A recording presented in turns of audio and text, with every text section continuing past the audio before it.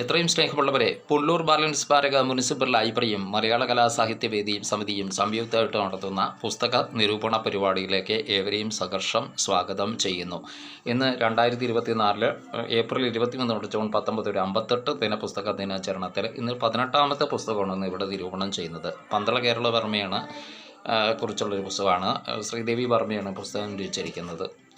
1879 തൊട്ട് 1919 വരെ 40 വർഷം ജീവിച്ചിരുന്നതാണ് പന്തളം കേരളവർമ്മ.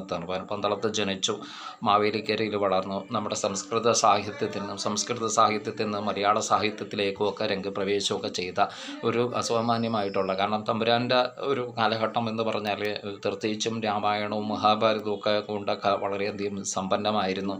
അച്ചൻ കോവിലാറും പമ്പിയാറിൻ്റെയൊക്കെ സമീപത്തിൽ വിളഞ്ഞൊരുന്ന ആ ഒരു തീർച്ചയായിട്ടും ഒരു രാജരക്തത്തിന് തീർച്ചയായിട്ടും സാഹിത്യത്തിൽ ഒരു എന്തൊക്കെ പറഞ്ഞാൽ അഗാധമായിട്ടുള്ള ഒരു തായ്വേരുകൾ ഉണ്ടായിരുന്നു എന്നുള്ള കാര്യം സത്യമാണ്. രോമാഞ്ചചരിതവും വിജയോദയവും എന്നൊക്കെ പറയുന്ന അദ്ദേഹത്തിൻ്റെ പുസ്തകങ്ങൾ വളരെയധികം വേറിട്ടായിരുന്നു. ഒരുപക്ഷെ കൊടുങ്ങല്ലൂർ കുഞ്ഞൻകുട്ടൻ തമ്പുരാൻ കഴിഞ്ഞാൽ ഏറ്റവും കൂടുതൽ സംസ്കൃതത്തിലും മലയാളത്തിലും കവിതകളും കഥകളും എഴുതിയത് ഇതാണ്.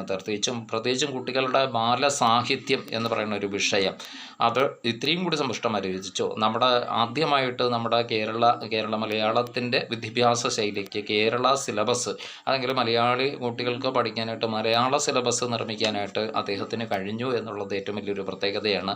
പ്രത്യേകിച്ചും എന്നൊക്കെ പറഞ്ഞാൽ ഒട്ടേറെ എന്താണ് സംസ്കൃത നാടകങ്ങൾ, വേണി ചരിതം എന്ന് പറയുന്ന, വേണി സംഹാരം എന്ന് പറയുന്ന ഒരു സംസ്കൃത, കാരണം ദുശ്വാസനൻ്റെയും അല്ലെങ്കിൽ ദുശ്വാസനം പാഞ്ചാലി അധിക്ഷേപിക്കുന്നതും പിന്നെ പാഞ്ചാലി ഭീമനെ കൊണ്ട് പ്രതികാരമൊക്കെ ചെയ്യിക്കുന്നതും എല്ലാം ഒരു അത്ഭുതകരമായിട്ടുള്ളൊരു വിശേഷമായിട്ട് ഏകദേശം കൊണ്ടൊക്കെ. എന്തായാലും തമ്പുരാന് 40 വയസ്സ് മാത്രമേ ആയുസ്സുണ്ടായിരുന്നുള്ളൂ. ആ 40 വയസ്സിൽ നിന്ന് അദ്ദേഹം കുറച്ചും കൂടി ഒരു 10-20 വർഷം അദ്ദേഹം ജീവിച്ചിരുന്നെങ്കിൽ ഒരുപക്ഷെ നമ്മുടെ കേരളം കണ്ടതിൽ ഏറ്റവും വലിയൊരു കവിശ്രേഷ്ഠന്മാരിലും അതുവരെ നടത്തണം. അതായത് കുമാരനാശാനെയും പിന്നെ ഏകദേശം അദ്ദേഹം പന്തളത്ത് നിന്ന് താമസം മാറി അദ്ദേഹം തിരുവനന്തപുരത്ത് കൈതമുക്കിൽ താമസമാക്കുമ്പോഴും നമ്മുടെ മഹാകവി ഉള്ളൂരായിട്ടും, അല്ലെങ്കിൽ അന്നത്തെ പ്രധാനമായിട്ട് തിരുവിതാംകൂർ, ഒരു കാലഘട്ടത്തിൽ തിരുവിതാംകൂർ രാജാക്കന്മാരുടെ വളരെ മാനസപുത്രനായിട്ട് അദ്ദേഹം ജീവിച്ചിരുന്നു.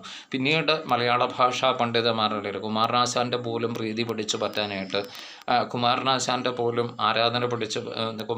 പോലും അദ്ദേഹത്തിൻ്റെ ഒരു ആരാധനായിരുന്നു എന്നുള്ളത്. അദ്ദേഹം സാഹിത്യത്തിൽ ഒരു കാലത്ത് സവർണൻ എന്നുള്ള വ്യത്യാസമുണ്ടായിരുന്നെങ്കിലും ഒരിക്കലും പന്തളം കേരള സവർണൻ അവർണൻ എന്നുള്ള വ്യത്യാസം കണ്ടില്ല. അദ്ദേഹം എല്ലാവരും ഒരുപോലെ ഉൾക്കൊണ്ടു. മഹാകവി കുമാരനാശാനെയും അദ്ദേഹം ഒരു കവിയായിട്ട് സ്നേഹിച്ചു, ബഹുമാനിച്ചു. കുമാരനാശാനും പന്തളം കേരളവർമ്മയായിട്ടുള്ള ബന്ധം വളരെയധികം വലുത് തന്നെയായിരുന്നു. അപ്പോൾ പന്തളം കേരളവർമ്മ